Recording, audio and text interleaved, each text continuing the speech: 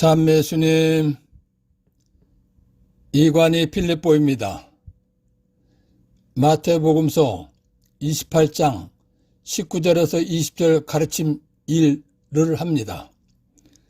기도하고 시작합니다. 성부와 성자와 성령의 이름으로 아멘.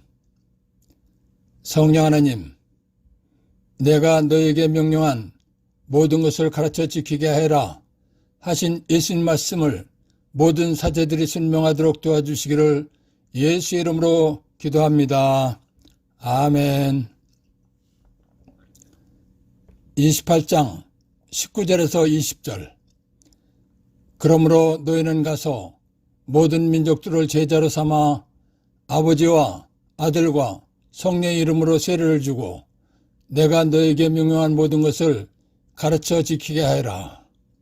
보라, 내가 세상 끝날까지 언제나 너희와 함께 있겠다. 10일.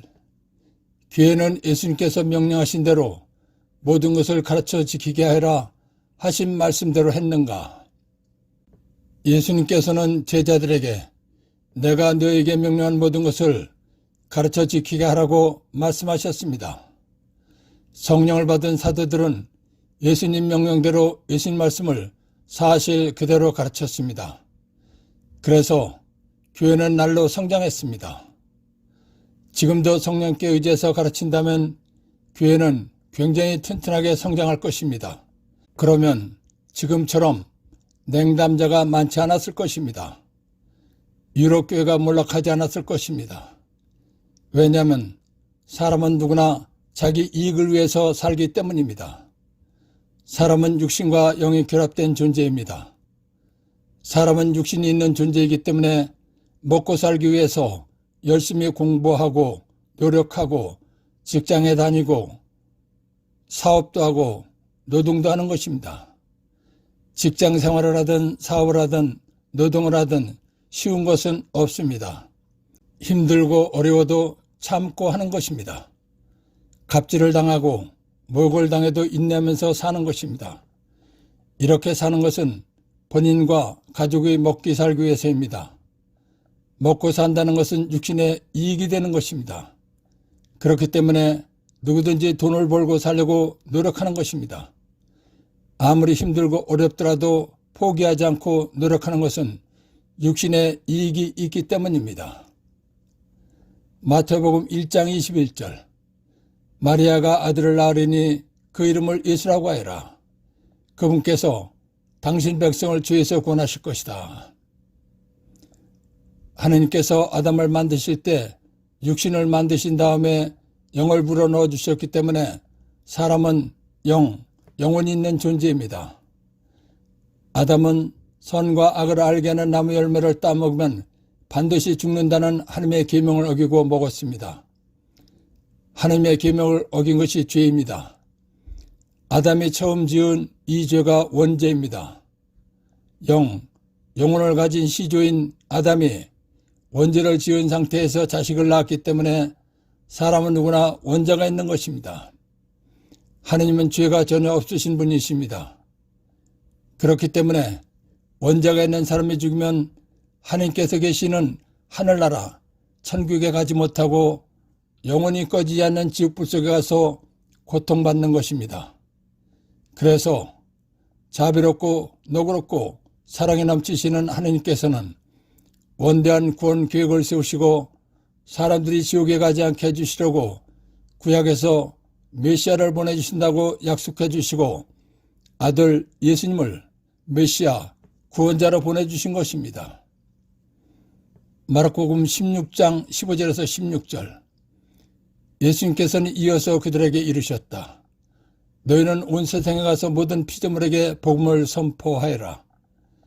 믿고 세례를 받는 이는 구원을 받고 믿지 않는 자는 단죄를 받을 것이다. 아담의 후손인 사람은 영혼이 있는 존재입니다. 신앙생활은 영혼의 이익을 위해 사는 것입니다. 사람은 육신이 죽으면 최후심판 때에 영혼이 영적 몸을 입고 부활하는 것입니다. 영적 몸을 입고 부활한 영사람, 영혼이 하늘나라나 지옥에 가는 것입니다. 하늘나라는 하느님께서 계시는 영원히 행복한 곳입니다. 지옥은 마귀들로부터 괴롭힘을 당하는 영원히 꺼지지 않는 불 속에서 끝없이 고통받는 것입니다. 그런데 예수님 말씀대로 복음을 예수를 믿고 세례받으면 죄에서 구원받는 것입니다. 죄에서 구원받으면 죄에서 벗어난 것입니다. 죄에서 벗어나면 죄가 없는 것이기 때문에 하나님께서 계시는 하늘나라에 가는 것입니다. 영혼이 지옥불 속에 가서 고통받지 않고 하늘나라에 가서 영원히 행복하게 사는 것은 영혼의 이익이 되는 것입니다. 그렇기 때문에 복음, 예수님을 믿고 세례를 받으면 지옥불 속에 가지 않고 영원히 행복한 하늘나라에 가서 끝없이 사는 것입니다. 라는 것을 확실하게 가르쳐 주어야 하는 것입니다. 그러면 본인의 영혼이 행복하게 살기 위해서 죽는 날까지 열심한 신앙생활을 하게 되는 것입니다. 왜냐하면 영혼이 사는 자기 영혼에 이익이 되기 때문입니다.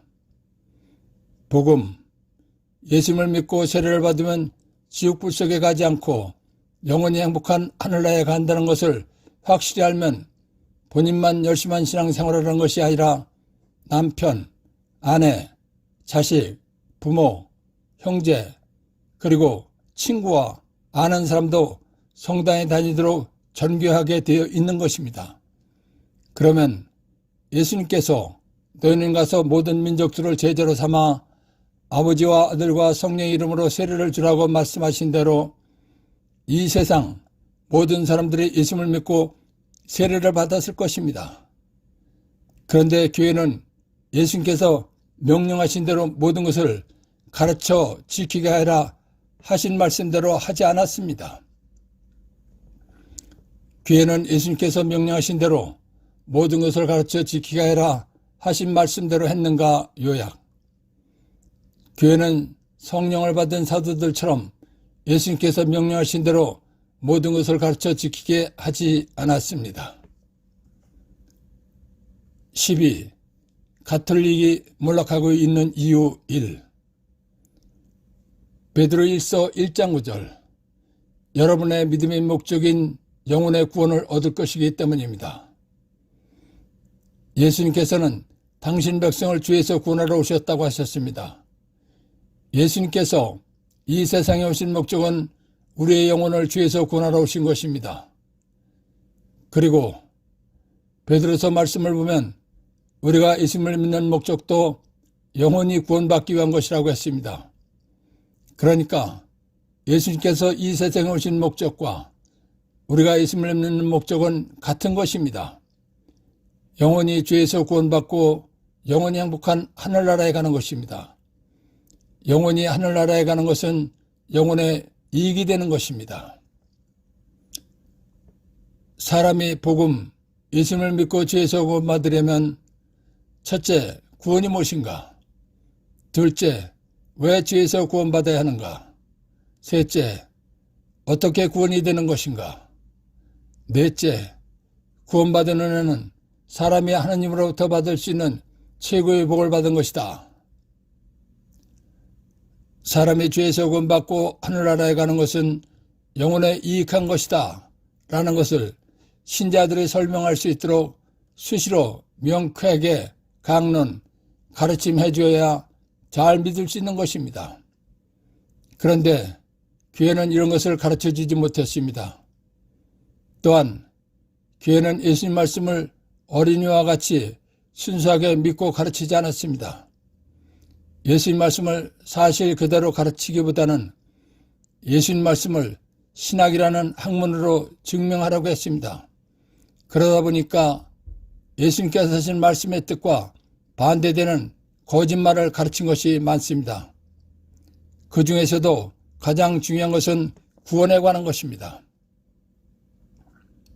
디모데오 1서 2장 4절. 하나님께서는 모든 사람이 구원을 받고 진리를 깨닫게 되기를 원하십니다. 디모데오 말씀은 성경 전체의 뜻입니다. 하느님 아버지께서 구원 계획을 세우시고 구원자로 예수님을 보내주시어 구원을 완성하셨기 때문에 모든 사람이 구원받기를 바라신다는 것입니다. 그리고 구원받은 사람들이 예수님의 말씀인 진리를 깨닫고 잘 믿다가 하늘나라에 오기를 바라신다는 것입니다. 그렇기 때문에 이 말씀은 그냥 믿으면 되는 것입니다.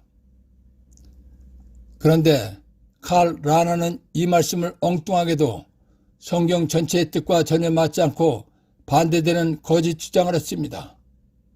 즉, 하나님은 양심의 소리로 말씀하신다면서 하나님 몰라도 양심을 따르는 사람은 영생에 이를 수 있다라고 했습니다. 칼 라나는 양심을 따라서 살다가 구원받는 사람들을 익명의 그리스도인이라고 했습니다. 익명의 그리스도인이 있기 때문에 교회 밖에도 구원이 있다는 것입니다. 즉, 예수님 안 믿어도 양심대로 살면 구원받고 하늘나라에 간다고 가르쳤습니다. 이것은 성경 어디에도 없는 완전한 거짓말입니다. 교회가 이런 거짓 주장을 가르침으로써 신자들이 성당에 다니면서 예수님을 믿을 가치를 느끼지 못하게 만들었습니다. 그 결과 신자들이 교회를 떠나가게 된 것입니다. 그래서 교회가 몰락하고 망하고 있는 것입니다. 가톨릭이 몰락하고 있는 이유 1 요약. 예수님 말씀을 어린이와 같이 순수하게 사실 그대로 믿고 가르치지 않았기 때문입니다. 그리고 예수님 말씀과 성경 전체의 뜻과 반대되는 칼 라나의 거짓 주장을 가르쳤기 때문입니다. 13. 가톨릭이 몰락하고 있는 이유 2. 종말 심판 기준은 신앙과 종파도 아니고 기도와 예배도 아니며 자비행임을 명심하라. 자비와 사랑은 그리스도 신앙의 가치 서열 가운데 지고지순한 가치다. 고린도후서 13장. 아니, 자비와 사랑이야말로 그리스도교, 불교, 유교 등 종교의 울타리조차 뛰어넘는 인류 보편가치다 라고 기록된 것을 가르쳤기 때문입니다. 마르코복음 16장 15절에서 16절. 예수님께서는 이어서 그들에게 이르셨다. 너희는 온 세상에 가서 모든 피조물에게 복음을 선포하여라. 믿고 세례를 받는 이는 구원을 받고 믿지 않는 자는 단죄를 받을 것이다. 영원히 변하지 않고 그대로 집행되는 예수님의 심판 기준은 명쾌합니다. 복음을 믿고 세례받으면 구원받고 복음을 믿지 않으면 단죄받는다고 말씀하셨습니다. 최후심판 때 단죄받는다는 것은 지옥에 간다는 것입니다. 그런데 분도 출판사에서 발행한 200주년 신약성서 주의 집에서는 예수님 말씀을 무시하고 종말 심판 기준은 신앙과 종파도 아니고 기도와 예배도 아니며 자비행음을 명심하라고 했습니다. 그러면서 고린도후서 13장을 증거로 제시했습니다. 종말 심판 기준이 자비행이란 착하게 살면 구원받는다는 것입니다. 착하게 살면 구원받는다는 말은 성경 어디에도 없는 거짓말입니다. 고린도후서 13장은 구원과는 전혀 관계가 없는 내용입니다. 왜냐하면 고린도후서 13장은 사랑에 관한 내용이기 때문입니다. 고린도후서 13장은 쓰게 된 동기가 있습니다. 그런데 고린도후서 13장을 쓰게 된 동기도 모르고 고린도후서 13장을 심판 기준이라고 말한 것은 영적으로 아주 무식한 말을 한 것입니다. 왜냐하면 성경의 어떤 부분을 읽고 그 뜻을 정확히 하려면 창세기에서부터 묵시록까지의 전체적인 뜻과 맞는가 확인해야 하는 것입니다. 그리고 뜻이 맞는다는 확신이 들 때 가르쳐야 하는 것입니다. 그런데 그런 확인 없이 한 부분만 연구하고 가르치면 오류가 되는 것입니다. 오류를 가르치면 교회가 망하는 일이 생기는 것입니다. 고린도후서 13장의 제목은 사랑이고 내용도 사랑에 관한 것입니다. 13장의 내용을 올바르게 알려면 바오로 사도가 고린토 교회 신자들에게 사랑의 제목으로 편지를 쓰게 된 이유부터 알아야 합니다. 그래야 왜 사랑이 으뜸이라고 했는지 알 수 있는 것입니다. 예수님을 믿는 데 가장 중요한 것은 믿음입니다. 왜냐하면 예수님 말씀은 다 믿으라는 것입니다. 그래서 사마리아 여자와 말씀하실 때도 여인아 내 말을 믿어라 라고 말씀하셨습니다. 요한복음 6장 47절 믿는 사람은 영원한 생명을 얻는다 라고 말씀하셨습니다. 요한복음 11장 40절 내가 믿으면 하나님의 영광을 보리라고 내가 말하지 않았느냐 라고 하신 다음 죽은 지 나흘이나 되어 썩어서 냄새가 나는 라자로를 살아나오게 하셨습니다. 요한복음 14장에서는 하나님을 믿고 나를 믿어라 라고 말씀하셨습니다. 그리고 백인대장이 병든 종을 고쳐달라고 청했을 때도 가거라 네가 믿은 대로 될 것이다 라고 말씀하시자 병이 나았습니다. 이와 같이 예수님께서는 예수님과 예수님의 말씀을 믿으라는 것입니다. 그래서 예수님 믿는 것을 믿음 생활 또는 신앙 생활이라고 하는 것입니다. 바오로 사도는 그 누구보다도 믿음이 중요하다는 것을 가르친 사람입니다. 그런데 고린토 교회 신자들에게 사랑의 편지를 썼습니다. 사랑의 편지를 쓰게 된 이유를 올바르게 알지 못하면서 사랑의 진리라고 말한 것은 성경 전체의 뜻도 모르고 거짓말을 한 것입니다. 그런데 교회는 성경에 맞지 않는 거짓말을 믿으라고 가르쳤습니다. 그러다 보니 믿는 사람들은 혼란에 빠지게 되고 올바른 믿음 생활을 할 수 없게 된 것입니다. 본도 출판사는 자비를 행하면 착하게 살면 구원받는다고 했습니다. 이 말은 성당에 안 다녀도 구원받을 수 있다고 가르친 것입니다. 그래서 신자들이 교회를 떠나가서 교회가 몰락하고 망해가는 것입니다. 루카복음 22장 14절에서 20절 시간이 되자 예수님께서 사도들과 함께 자리에 앉으셨다. 그리고 그들에게 이르셨다. 내가 고난을 겪기 전에 너희와 함께 이 파스가 음식을 먹기를 간절히 바랐다. 내가 너에게 말한다. 파스가 축제가 하나님의 나라에서 다 이루어질 때까지 이 파스가 음식을 다시는 먹지 않겠다. 그리고 잔을 받아 감사를 드리시고 나서 이르셨다. 이것을 받아 나눠 마시라. 내가 너에게 말한다.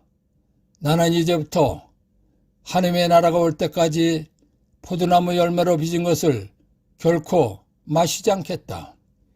예수님께서는 또 빵을 들고 감사를 드리신 다음 그것을 떼어 사도들에게 주시며 말씀하셨다.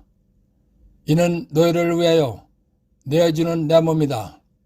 너희는 나를 기억하여 이를 행하여라. 또 만찬을 드신 뒤에 같은 방식으로 잔을 들어 말씀하셨다. 이 잔은 너희를 위하여 흘리는 내 피로 맺는 새 계약이다.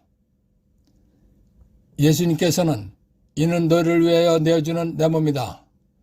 너희는 나를 기억하여 이를 행하여라 하신 말씀대로 성찬례를 행하라고 하셨습니다. 고린토일서 11장 20절에서 34절 그렇지만 여러분이 한데 모여서 먹는 것은 주님의 만찬이 아닙니다. 그것을 먹을 때 저마다 먼저 자기 것으로 저녁 식사를 하기 때문에 어떤 이는 배가 고프고 어떤 이는 술에 취합니다. 여러분은 먹고 마실 집이 없다는 말입니까? 아니면 하나님의 교회를 업신여기고 가진 것 없는 이들을 부끄럽게 하려는 것입니까? 내가 여러분에게 무슨 말을 해야 하겠습니까? 여러분을 칭찬해야 하겠습니까? 이 점에서는 칭찬할 수가 없습니다. 그러므로 나의 형제 여러분, 여러분이 만찬을 먹으려고 모일 때는 서로 기다려 주십시오. 배가 고픈 사람은 집에서 미리 먹어 여러분의 모임이 심판받는 일이 없게 하십시오. 그 밖의 것은 내가 가서 일러주겠습니다. 교회는 예수님 말씀대로 사도 시대부터 성찬례를 행하였습니다. 고린토에 복음을 전한 바오로 사도는 고린토 교회에 성찬례를 어떻게 하는 것인지 알려주었습니다. 그런데 바오로 사도가 고린토 교회 신자들에게 편지를 쓸 당시 고린토 교회에는 많은 문제들이 있었습니다. 그 중에서 가장 중요한 것은 성찬례 때 일어난 일들입니다. 성찬례를 할 때는 신자들 모두가 모인 상태에서 성찬례를 하고 다음에 각자가 가져온 음식을 먹는 것이었습니다. 그런데 고린토 교회 신자들 중 일부 부자들은 성찬례 전에 자기가 가지고 온 음식을 먹고 술을 마시고 취했습니다. 그로 인해서 가난한 신자들은 배고프고 서러웠고 열등감과 비참함을 느꼈던 것입니다. 이런 행위는 신자 간에 아껴주고 배려해주고 신경 써주고 위로해주고 용기를 주고 힘을 주는 등의 사랑을 하지 않는 행위였습니다. 고린토 교회 신자들의 성찬례는 성찬례의 본뜻인 사랑과 맞지 않는 잘못된 것이었습니다. 그래서 바오로 사도가 고린토 교회 신자들에게 사랑이라는 제목으로 편지를 쓴 것입니다. 바오로 사도가 전개할 당시 국제 통용어는 그리스어입니다. 그리스어에는 사랑을 세 가지로 표현합니다. 에로스, 성적인 사랑, 남녀 간의 사랑입니다. 필리아, 친구나 동료, 인간에 대한 사랑, 신자들 간의 사랑, 아껴주고 배려해주고 신경 써주고 위로해주고 용기를 주고 힘을 주는 것 등입니다. 아가페, 인간에 대한 하나님의 사랑, 사람을 아끼고 위안한 따뜻한 마음, 복, 은혜 주시고 복받고 살기를 바라시는 마음입니다. 바오로 사도가 고린토 교회 신자들에게 말한 사랑은 필리아를 말하는 것입니다. 그렇기 때문에 바오로 사도가 말한 사랑은 신자들 간의 사랑을 말한 것입니다. 바오로 사도가 말한 사랑이란 신자들 간에 아껴주고 배려해주고 신경 써주고 위로해주고 용기를 주고 힘을 주는 것 등입니다. 이런 것을 알고 고린토후서 13장을 읽어야 사랑의 뜻을 올바르게 깨닫고 이해할 수 있는 것입니다. 이런 것을 모르고 13장만 읽고 믿음보다 사랑이 최고라고 하는 것은 바오로 사도의 의도도 모르는 것이며 성경 전체의 뜻도 모르는 것입니다. 한 번 더 말하면 예수님께서는 예수님과 예수님께서 하신 말씀을 믿으라고 하셨습니다. 그렇기 때문에 믿음 생활은 믿음이 최고입니다.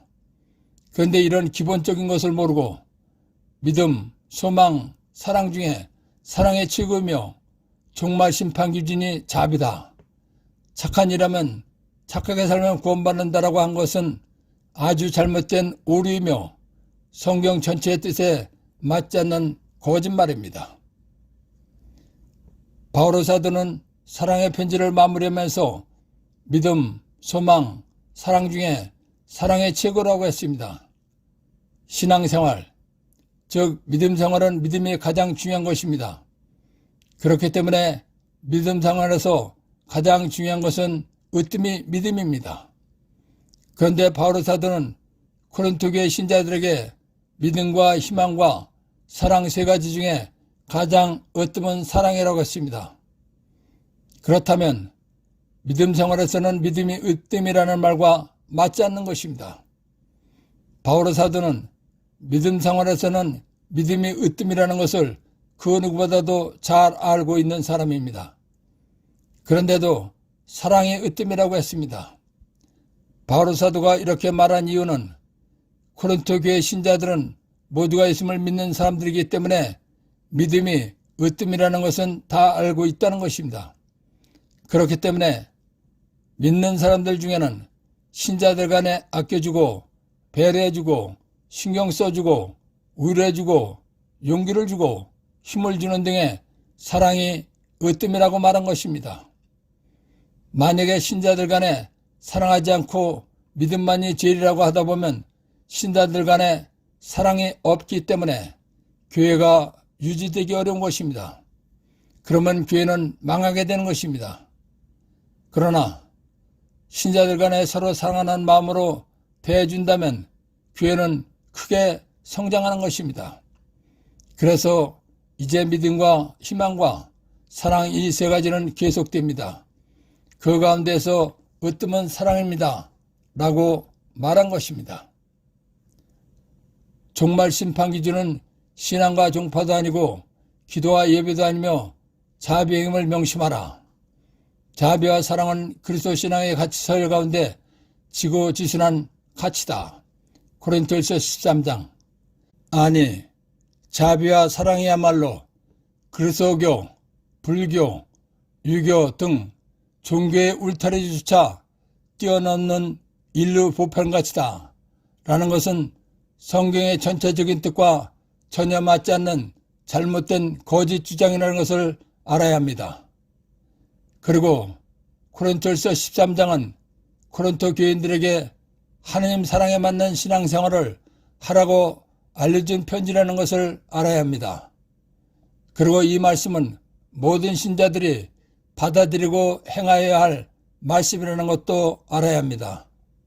절대로 심판 기준이 아닙니다. 심판 기준이 아닌 것을 심판 기준이라고 가르쳤기 때문에 성당에 다니면서 예수님을 믿을 가치를 느끼지 못하는 신자들이 교회를 떠나간 것입니다. 그래서 교회가 몰락하고 망하는 것입니다. 가톨릭이 몰락하고 있는 이유 2 요약.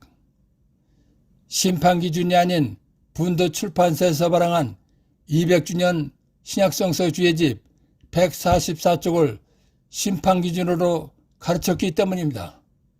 즉 예수님 말씀을 믿지 못하도록 거짓말을 가르쳤기 때문에 신자들이 교회를 떠나갔기 때문입니다.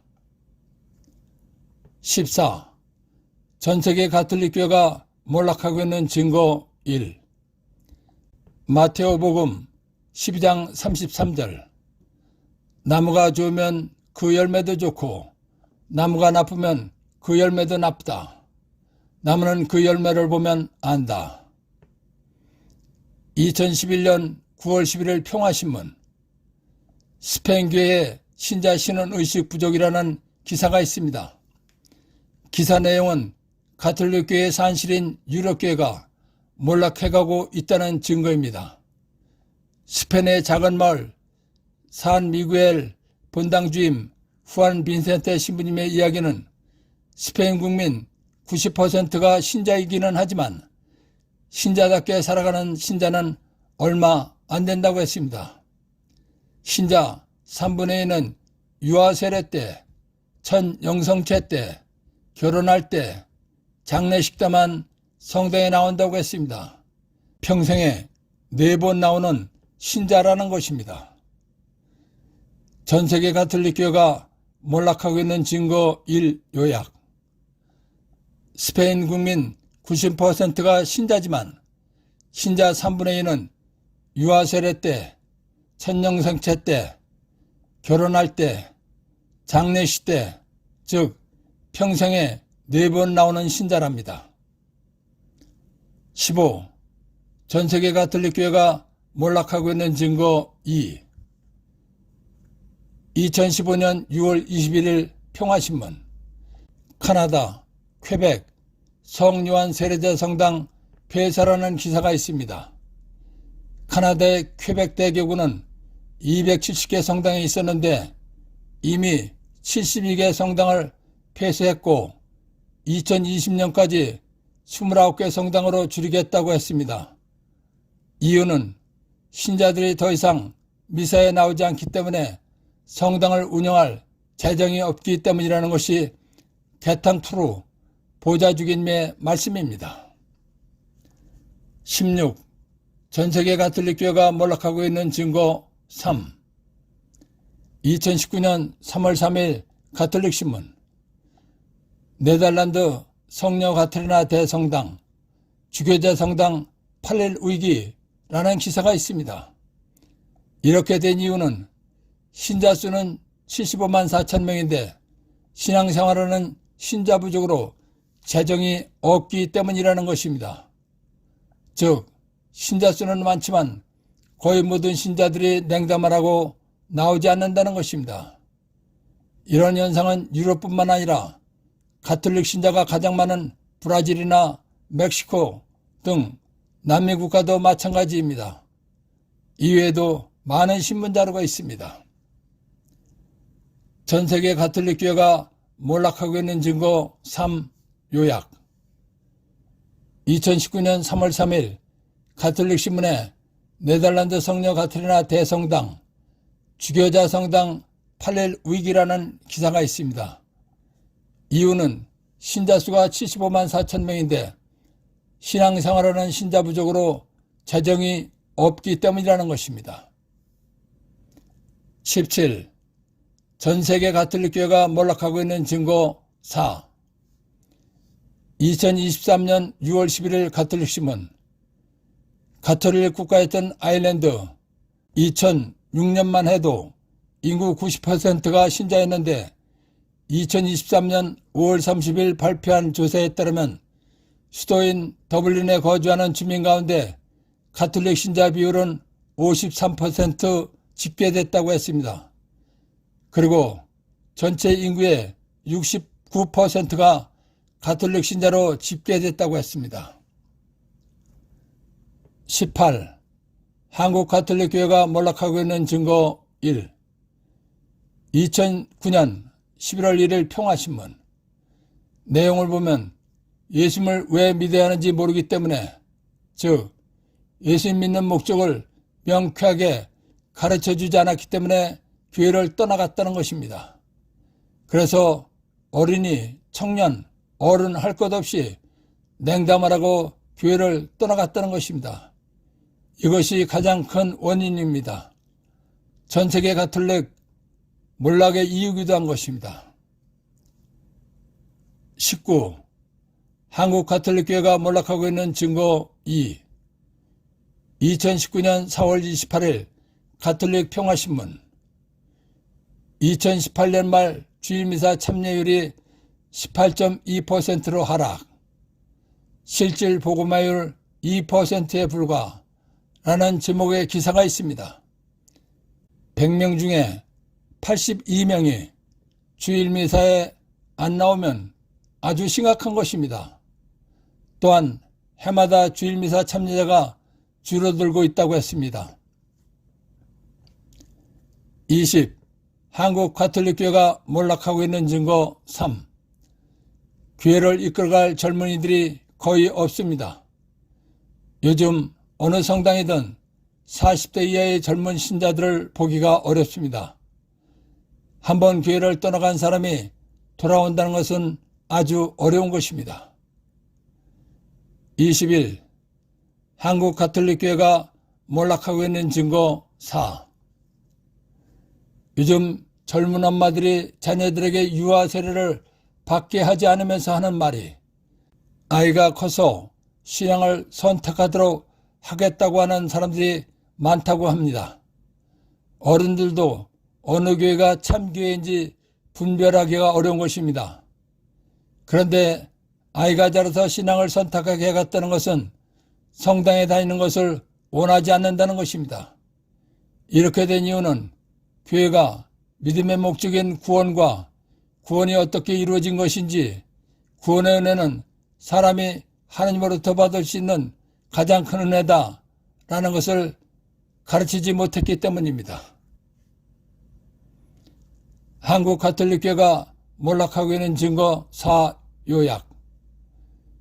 요즘 젊은 엄마들이 자녀들에게 유아 세례를 받게 하지 않으면서 하는 말이 아이가 커서 신앙을 선택하도록 하겠다고 하는 사람들이 많다고 합니다. 이 말은 내가 성당에 다니는 것이 옳은 것인지 모르기 때문입니다. 즉 구원과 구원의 은혜를 명쾌하게 가르치지 못했기 때문입니다. 22. 교회가 몰락하는 또 다른 이유 1. 디모데후서 3장 16절. 성경은 전부 하나님의 영감, 성령으로 쓰인 것으로 가르치고 꾸짖고 바로잡고 의롭게 살도록 교육하는 데 유익합니다. 요한복음 16장 13절에서 14절. 그러나 그분 성령 곧 진리의 영께서 오시면 너희를 모든 진리 안으로 이끌어 주실 것이다. 공동번역. 진리의 성령 오시면 너희를 이끌어 진리를 온전히 깨닫게 해주실 것이다. 그분께서는 스스로 이야기하지 않으시고 들으시는 것만 이야기하시며 또 앞으로 올 일들을 너에게 알려주실 것이다. 그분께서 나를 영광스럽게 하실 것이다. 나에게서 받아 너희에게 알려주실 것이기 때문이다. 고린도일서 12장 4절에서 11절. 은사는 여러 가지지만 성령은 같은 성령이십니다. 직분은 여러 가지지만 주님은 같은 주님이십니다. 활동은 여러 가지지만 모든 사람 안에서 모든 활동을 일으키시는 분은 같은 하나님이십니다. 하나님께서 각 사람에게 공동선을 위하여 성령을 드러내 보여주십니다. 그리하여 어떤 얘기는 성령을 통하여 지혜의 말씀이, 어떤 얘기는 같은 성령에 따라 지식의 말씀이 주어집니다. 어떤 얘기는 같은 성령 안에서 믿음이, 어떤 얘기는 그 한 성령 안에서 병을 고치는 은사가 주어집니다. 어떤 얘기는 기적을 일으키는 은사가, 어떤 얘기는 예언을 하는 은사가, 어떤 얘기는 영들을 식별하는 은사가, 어떤 얘기는 여러 가지 신령한 언어를 말하는 은사가, 어떤 얘기는 신령한 언어를 해석하는 은사가 주어집니다. 이 모든 것을 한 분이신 같은 성령께서 일으키십니다. 그분께서는 당신이 원하시는 대로 각자에게 그것들을 따로따로 나누어 주십니다. 성경을 읽고 배우면서 가장 먼저 알아야 할 것이 있습니다. 삼일체 하나님께서 인간과 관계하시는 방법을 알아야 합니다. 그래야 하나님의 뜻을 올바르게 알고 믿을 수 있는 것입니다. 구약시대에는 삼일체 하나님 중에서 성부 하나님께서 특별히 쓰시는 야훼라는 천사를 도구로 인간과 관계를 하셨습니다. 그리고 구원자를 보내주신다고 약속하고 보내주셨습니다. 그렇기 때문에 구약시대를 성부시대라고 하는 것입니다. 구약의 약속대로 삼일체 하나님 중에서 성자 예수님께서 오셔서 하나님의 뜻과 계획을 알려주시고 구원해 주신 신약시대는 성자시대입니다. 예수님께서 하늘나라로 가신 다음에는 성령 하느님을 보내주신다고 하셨습니다. 예수님 약속 말씀대로 오순절날 삼일체 하나님 중에서 성령 하나님께서 오셨습니다. 그렇기 때문에 성령 하나님께서 오신 지금은 성령 시대입니다. 성령 시대인 지금은 성경을 쓰게 하시고 예수님 말씀을 깨달아 알게 해주시고 예수님 믿는 데 필요한 모든 능력을 주시는 성령 하나님께 의지해서 예수님을 믿는 시대인 것입니다. 성령 시대인 지금은 성령 하나님께 온전히 의지해서 예수님, 성경 말씀의 뜻이 무엇인지 깨달아 알게 해달라고 간절히 청하면 알게 해주십니다. 그리고 깨닫게 해주신 말씀이 성경의 뜻과 맞는 것인지 분별력을 달라고 기도하면 분별력도 주십니다. 성경 말씀을 깨달아 알고 분별력이 생기면 영안이 뜨이는 것입니다. 영안이 뜨이면 성경의 전체적인 것이 알아지는 것입니다. 영안이 뜨인 사람은 성경을 오류 없이 가르침할, 강론할 수 있는 능력이 생긴 것입니다. 그렇기 때문에 사제는 성령께 온전히 의지해서 영안을 뜨고 복음 말씀을 가르쳐야 하는 것입니다. 그러면 교회는 부흥하고 성장, 발전하게 되어 있는 것입니다. 그런데 교회는 성령 하나님께 의지하지 않고 예수님 말씀을 과학적으로 증명하지도 못하는 신학을 가르치고 있는 것입니다. 그래서 교회가 몰락하고 망하는 것입니다. 교회가 몰락하는 또 다른 이유 1 요약. 성경 말씀을 온전히 깨닫게 해주시는 성령께 의지하지 않고 예수님 말씀을 과학적으로 증명하지도 못하는 신학자들의 거짓 주장을 가르치기 때문입니다. 23. 교회가 몰락하는 또 다른 이유 2. 2017년 8월 6일 가톨릭 신문. 윌리엄 그림 신부님은 성경은 철학을 뒷받침하는 증거자료일 뿐이라고 했습니다. 성경은 영원히 변하지 않고 그대로 이루어지는 법입니다. 그래서 예수님 말씀을 진리라고 하는 것입니다. 이 진리의 말씀을 깨달으려면 성경을 쓰게 하신 성령께 깨닫게 해달라고 기도해서 깨달음의 은혜를 받아야 합니다. 그래야 예수님 말씀을 깨닫고 믿을 수 있는 것입니다. 신앙은 예수님 말씀을 믿는 것입니다. 그런데 믿어야 할 성경을 철학에 뒷받침하는 증거자료로 사용한다는 것은 어처구니 없는 일입니다. 철학이란 인간이 존재하는 혹은 존재해야 하는 방식, 이유, 의미 등 인간 상황에 대한 근원적이고 보편적인 이해를 달성할 때까지 쫓아 구하는 것입니다. 다른 말로 하면 영적 진리가 아닌 세상적인 진리를 분간해보려는 학문입니다. 학문이란 배우고 익히는 것입니다. 영적인 것과 예수님 말씀은 인간의 지혜로 배워서 알아지는 것이 아닙니다. 그냥 믿는 것입니다. 그래서 신앙생활을 믿음 생활이라고 하는 것입니다. 영적인 것과 예수님 말씀을 인간의 지혜로 배워서 알려고 하다 보면 본뜻과 의도에서 아주 멀어지고 벗어나게 되어 있는 것입니다. 즉, 오류가 되는 것이며 왜곡되게 하는 것입니다. 그렇기 때문에 영적인 것과 예수님 말씀의 본뜻과 의도를 올바르게 알 수 없는 것입니다. 확신을 갖고 올바르게 알지 못하다 보니까 믿음이 없는 것입니다. 그래서 예수님 말씀을 순수하게 사실 그대로 믿지 못하는 것입니다. 저는 이런 생각을 해보았습니다. 만약에 예수님께서 사람으로 다시 오셨다는 것을 가정하고 예수님께 예수의 말씀을 철학의 뒷받침용으로 사용하는 것이 맞는 것입니까? 하고 물어본다면 예수님께서 까무러치실 것 같다는 생각이 듭니다. 왜냐하면 창조주이시고 완전 무결하신 하나님이신 예수의 말씀을 불완전하게 만들어진 피조물의 지혜만 못하게 생각하는 것이기 때문입니다. 예수님 말씀을 순수하게 사실 그대로 믿지 못하는 것은 믿음이 없기 때문입니다. 예수님 말씀은 믿는 것입니다. 그런데 대부분의 사제들은 예수님 말씀을 사실 그대로 믿지 않고 철학이나 신학인 학문으로 연구한 예수님 말씀을 강론, 가르침합니다. 학문으로는 예수님 말씀의 뜻을 올바르게 깨달아 알고 믿게 할 수 없는 것입니다. 왜냐하면 학문으로는 예수님 말씀을 올바르게 알 수 없기 때문입니다. 그런데도 사제들은 학문으로 얻어진 지식을 가르치고 있습니다.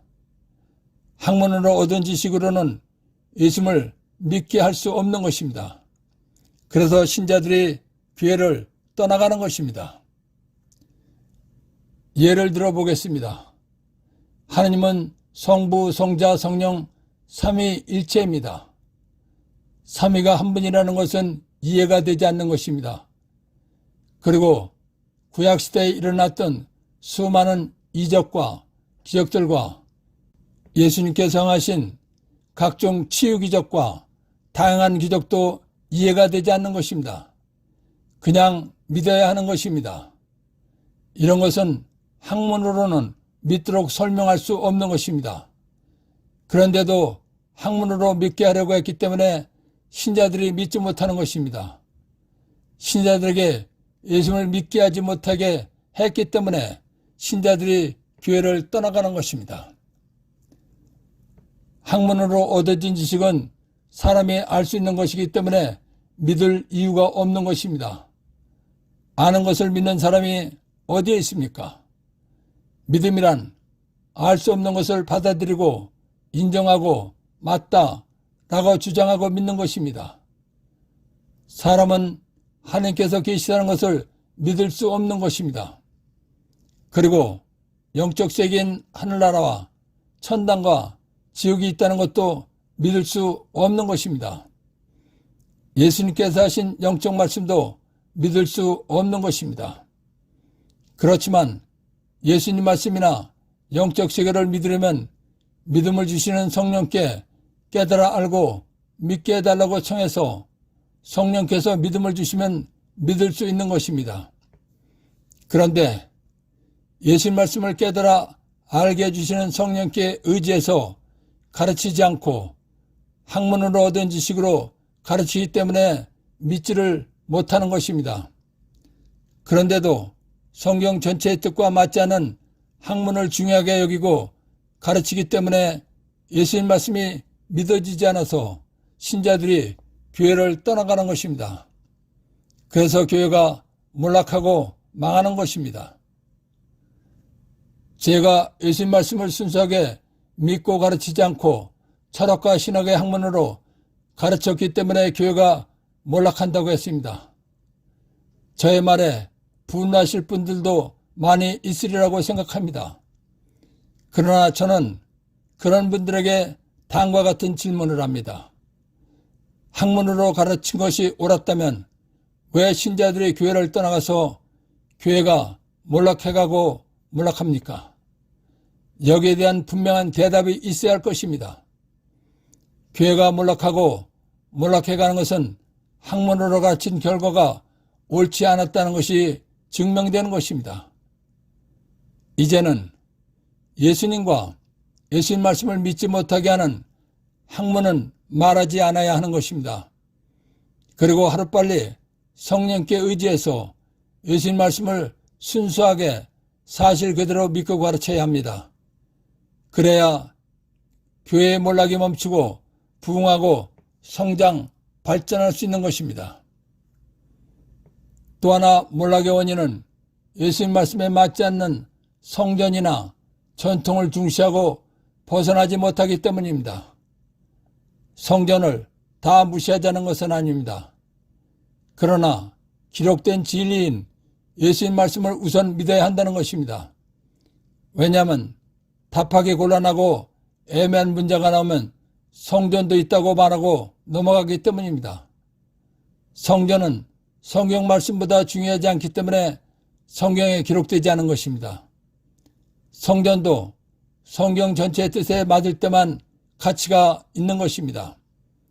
그리고 교회의 전통이라는 것도 성경 전체의 뜻에 맞는 것인지 아닌지 분별해서 성경 전체의 뜻에 맞지 않는 것은 버려야 하는 것입니다. 버리지 않으면 예수 말씀을 믿는데 방해가 되기 때문입니다. 그 결과 교회가 몰락하고 망하는 것입니다. 교회가 몰락하는 또 다른 이유 이 요약. 성경을 철학을 뒷받침하는 증거자료로 쓰기 때문입니다. 예수님 말씀보다 예수님 말씀과 반대되는 거짓말인 철학과 신학 등 학문을 중요하게 여기고 가르쳤기 때문입니다. 그 결과 예수님 말씀을 믿게 하지 못했기 때문에 신자들이 교회를 떠나가기 때문입니다. 24. 교회가 몰락하는 또 다른 이유 3.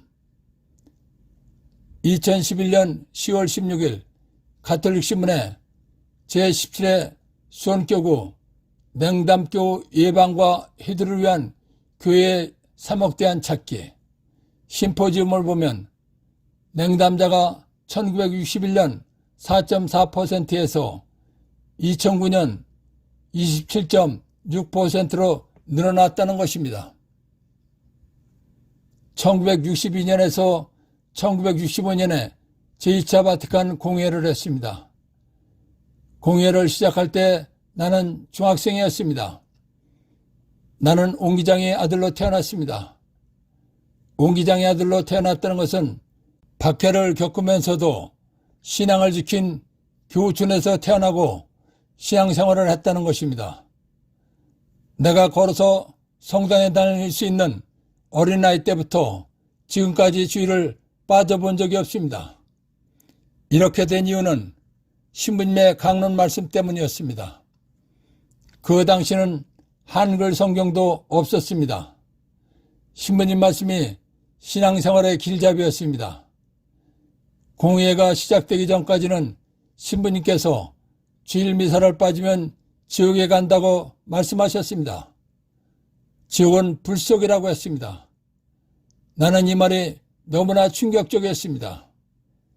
여름에도 더워서 힘든데 나는 지옥 불 속에 가서 영원히 고통받을 수 없다는 생각이 들었습니다. 그래서 주일 미사를 한 번도 빠지지 못하고 참여했습니다. 성경을 배우면서 알게 됐지만 주일 미사에 참여하지 못했다고 해서 지옥에 가는 것은 아니었습니다. 그러나 그 당시 신부님 말씀 때문에 지금까지 주일 미사를 빠지지 않은 것은 너무나 고마운 일이었습니다. 공회가 시작되고 얼마를 지나서인지는 모르겠는데 신부님께서 미사 강론을 하시면서 다음과 같은 말씀을 하셨습니다. 58년이 지난 지금도 생생하게 기억이 납니다. 공회에서 결정된 것이라면서 사람들이 싫어하기 때문에 앞으로는 교회에서 지옥이라는 말과 마귀라는 말을 하지 않기로 했기 때문에 안 할 것이라고 하셨습니다. 그 이후 교회에서는 지옥과 마귀에 대한 강론이 거의 사라졌습니다. 죄를 지으면 지옥불 속에 간다는 말은 두려운 것입니다. 마귀 이야기도 기분 나쁘고 두려운 것입니다. 그래서 사람들이 싫어한 것입니다. 지옥 이야기와 마귀 이야기는 성경을 사실대로 가르친 것입니다. 왜냐하면 예수님께서도 지옥 이야기를 하셨기 때문입니다. 그런데 공회 전까지는 교회가 사랑의 하나님을 가르치지 않고 준엄한 하나님만을 가르쳤습니다. 그래서 사람들이 지옥과 마귀 이야기를 싫어한다고 해서 공회 이후에는 사랑의 하나님만을 강조했습니다. 그러다 보니까 신자들은 영적인 두려움을 잊어버렸습니다. 아예 영적인 두려움을 모르고 신앙생활을 하게 된 것입니다. 그러다 보니까 냉담도 아무런 부담을 느끼지 않고 하는 것입니다. 그 결과는 신문에 나온 통계가 말해줍니다. 공회 이전인 1961년 우리나라 냉담자는 4.4%였습니다. 그런데 공회 이후 영적 두려움을 갖게 하는 지옥과 마귀 이야기를 하지 않고 사랑의 하나님만을 가르쳐서 영적 두려움을 느끼지 못하게 된 이후 냉담자가 지속적으로 증가해서 2009년에는 27.6%라고 했습니다. 2018년에는 냉담자가 몇 퍼센트인지 정확히 모르지만 미사에 참여한 사람이 18.2%라고 했습니다. 제2차 바티칸 공회에서 준엄한 하나님을 말하지 말고 사랑의 하나님만 가르치기로 한 결정은 잘못한 것이다 라는 것을 깨달아야 합니다. 그리고 성경을 사실대로 가르쳐야 합니다. 즉 하나님께서는 준엄하시기도 하고 사랑의 하나님이시다 라는 것을 균형 있게 가르쳐야 합니다. 그래서 영적인 두려움을 느끼게 해야 합니다. 그러면 냉담을 쉽게 하지 못하는 것입니다. 그리고 열심한 신앙생활을 하게 하는 것입니다. 그런데 지금도 사람들의 비유를 맞추기 위해서 사랑의 하나님만을 가르치기 때문입니다. 교회가 몰락하는 또 다른 이유 3 요약. 제2차 바티칸 공회 이후 하나님께서는 준엄하시기도 하고 사랑이시라고 사실대로 가르치지 않고 사람들의 비유를 맞추기 위해서 사랑의 하나님만을 가르쳤기 때문입니다. 하나님 아버지, 내가 너에게 명령한 모든 것을 가르쳐 지키게 하라 하신 예수님 말씀을 모든 사제들이 순명하도록 성령으로 도와주시기를 예수 이름으로 간절히 청합니다. 아멘.